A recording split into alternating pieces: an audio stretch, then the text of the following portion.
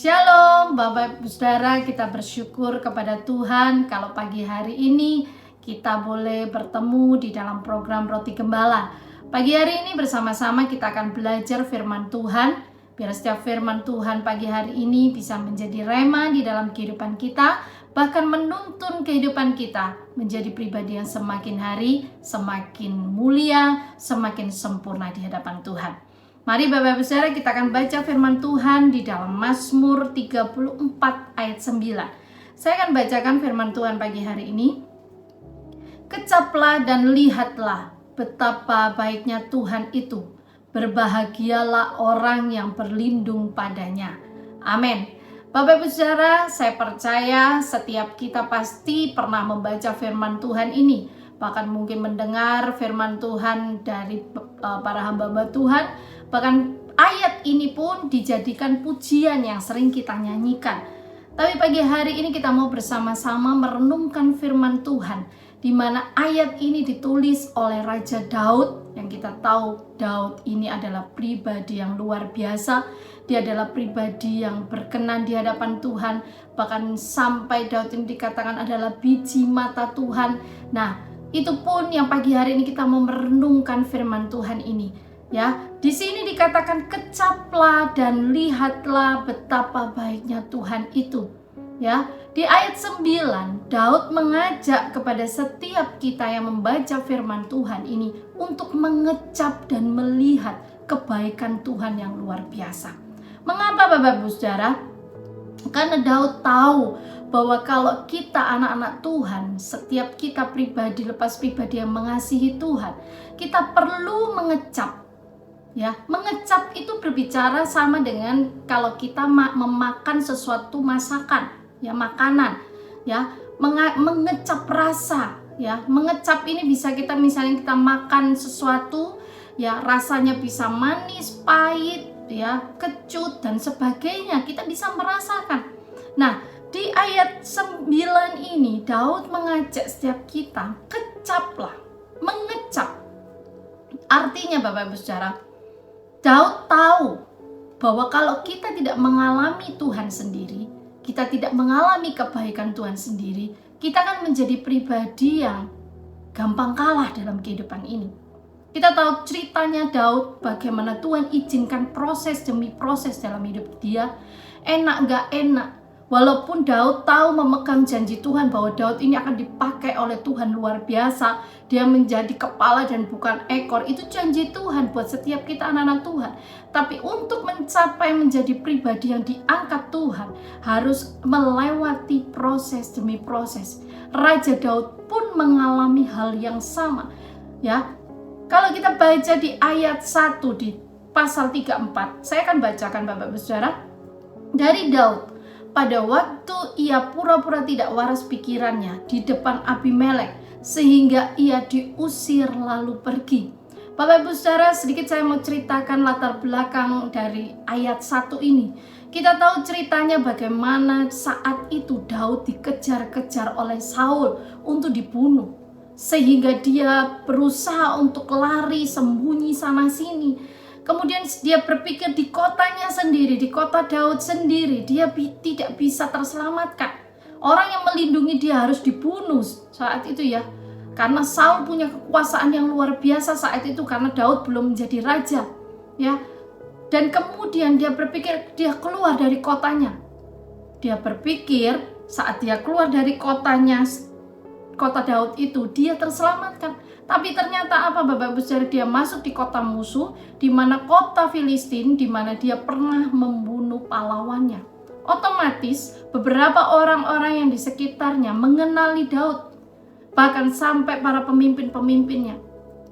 Dia berpikir dia bisa terselamatkan, ternyata di situ, di kota lain, di luar kota Daud, dia malah mendapatkan jalan itu buntu. Ya, dia memang lepas dari Saul, tapi dia harus diperhadapkan oleh orang-orang Filistin. Bapak Ibu Saudara, saya percaya saat itu kondisi situasi Daud ini sama seperti kita Bapak Ibu Saudara. Dia sama-sama manusia, ya, bukan superhero. Dia sama-sama makan nasi, minum, dia pun punya rasa takut, khawatir, dan sebagainya. Dia saat itu menghadapi kondisi seperti ini pastinya ketakutan. Dia berpikir sudah tidak terselamatkan lagi. Karena kalau mungkin saat dia masih di kota Daud, ada beberapa orang atau mungkin yang membela dia, bisa menjaga dia. Kalau dia di kota musuh, dia harus mengharapkan siapa? Tidak ada. Tapi dia mengenal pribadi Tuhan dengan luar biasa. Dia tahu bahwa Tuhan yang dia sembah adalah Tuhan yang hidup, yang sanggup untuk melindungi Daud. Ya, dia tidak bisa mendapatkan pertolongan, mengandalkan kekuatan dia, koneksi dia, tahta, keuangan, atau apapun juga. Dia tidak bisa tertolong. Tapi dia tahu perlindungan dan pertolongannya dia hanya kepada Tuhan. Di saat itu saya percaya Daud berseru kepada Tuhan. Daud minta tolong sama Tuhan. Sehingga Tuhan berikan hikmat kepada Daud. Yaitu apa Bapak Ibu Saudara, di ayat 1 di sini katakan, Daud berpura-pura tidak waras pikirannya di depan Abimelek, di depan para pemimpin-pemimpin Filistin. Secara manusia cara ini tidak mungkin menyelamatkan Daud. Tapi apa yang ditulis di sini Bapak Ibu Saudara di ayat 1? Sehingga Daud diusir lalu pergi. Daud gak perlu pakai gencatan senjata melawan melawan orang-orang Filistin itu dengan senjata atau apapun. Dengan hikmat yang Tuhan berikan kepada Daud, Daud terselamatkan. Daud tertolong. Ini loh luar biasanya. Maka dari itu di ayat 9, Daud bisa mengatakan, kecaplah dan lihatlah. Bapak Ibu Saudara, ini sama dengan kita. Dalam menjalani kehidupan ini, kita tidak bisa prediksi apa yang akan terjadi ke depan. Daud pun tidak tahu dalam kehidupannya apa yang akan terjadi ke depan. Tapi dia tahu, dia berpaut kepada Tuhan yang dia sembah adalah Tuhan yang maha kuasa, maha besar, maha agung. Dia sanggup untuk menolong, melindungi, menjaga hidup Daud. Enak gak enak yang harus dihadapi Daud? Baik gak baik yang dihadapi Daud? Dia tahu Tuhan sanggup mereka-rekakan sesuatu yang gak baik menjadi baik, yang tidak enak menjadi enak. Karena Tuhan pengen membawa Daud menjadi pribadi yang luar biasa di hadapan Tuhan. Kita, anak-anaknya pun, Tuhan izinkan mungkin terjadi hal-hal yang tidak enak dalam hidup kita. Proses demi proses Tuhan izinkan terjadi dalam hidup kita. Kita belajar dari Daud. Dia tidak mengeluh, dia tidak marah. Tapi dia tahu di saat tidak ada pertolongan di depan, kanan, kiri, mungkin kekuatan kita, koneksi kita, kemampuan kita tidak bisa menolong. Kita lihat Bapa kita yang kita sembah sanggup menolong kita. Bapak Ibu Saudara, kalau kita baca selanjutnya di ayat 2, 3, 4 ya, 5, di mana di situ katakan Daud ini adalah pribadi yang memuji Tuhan, bermegah muliakan Tuhan. Bahkan Daud di ayat 5 situ katakan, aku mencari Tuhan dan ia menjawab aku. Ini membuktikan Bapak Ibu Saudara, memang pribadi Daud adalah pribadi yang sangat dekat dengan Tuhan. Bapak Ibu Saudara, Tuhan inginkan kita juga menjadi pribadi yang dekat dan melekat kepada Tuhan. Supaya di saat proses Tuhan izinkan terjadi, kita tidak gampang menyerah dan kita tidak akan kalah. Karena ada pribadi Tuhan yang besar ada di dalam hidup kita. Dan yang sanggup untuk membela kita.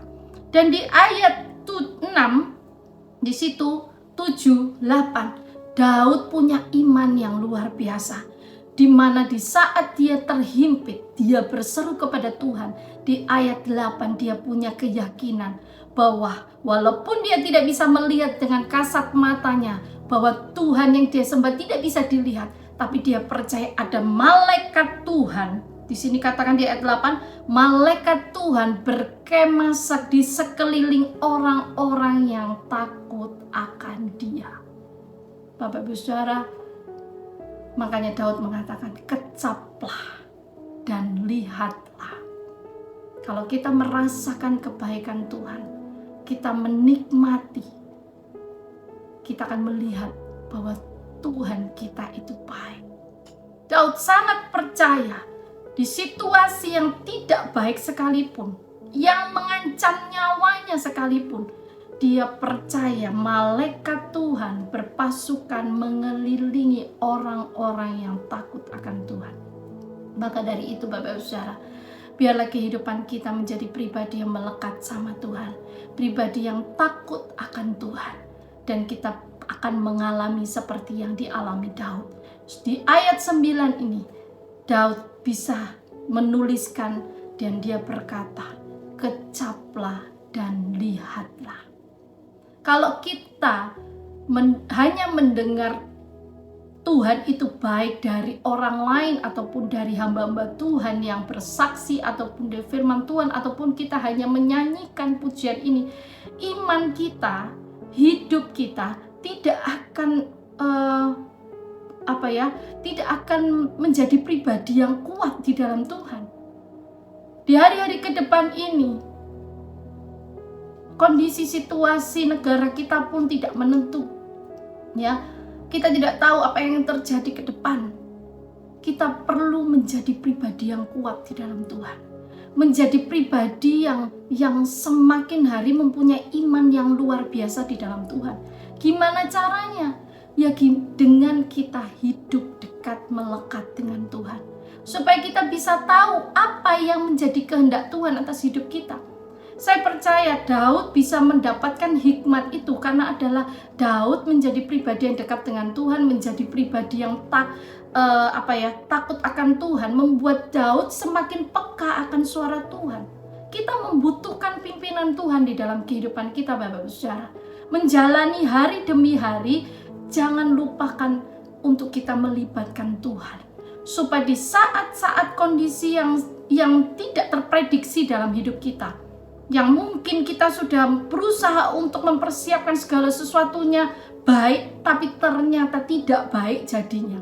Kita tahu jalan kita adalah bersama dengan Tuhan.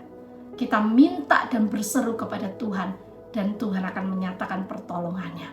Supaya di ayat 9 sini dikatakan, berbahagialah orang yang berlindung padanya. Jangan kita andalkan manusia, jangan andalkan kekuatan kita, jangan mengandalkan tahta kita, atau apapun juga. Andalkan Tuhan dalam segala hal. Amin Bapak Ibu Saudara, pagi hari ini kita akan masuki bersama-sama dengan Tuhan. Mari kita mengecap dan melihat kebaikan Tuhan. Supaya di saat kita melihat, mengecap kebaikan Tuhan, kita bisa bersaksi kepada orang-orang di sekitar kita, bahkan orang yang belum mengenal Tuhan. Mereka bisa bertanya, kenapa kamu bisa begini? Kok kamu bisa melewati proses ini? Kita bisa katakan bahwa Tuhan yang kita sembah adalah Tuhan yang sangat-sangat baik.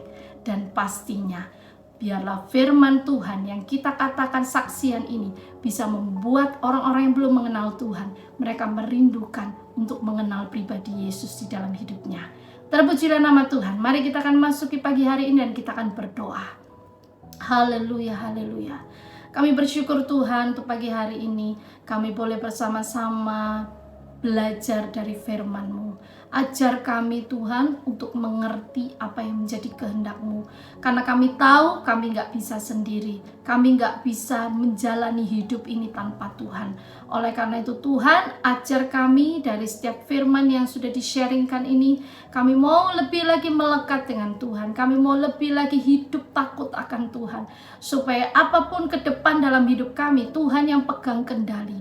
Tuhan yang akan menolong kami, bahkan Tuhan yang akan melindungi kami. Terima kasih Bapa untuk setiap firman-Mu.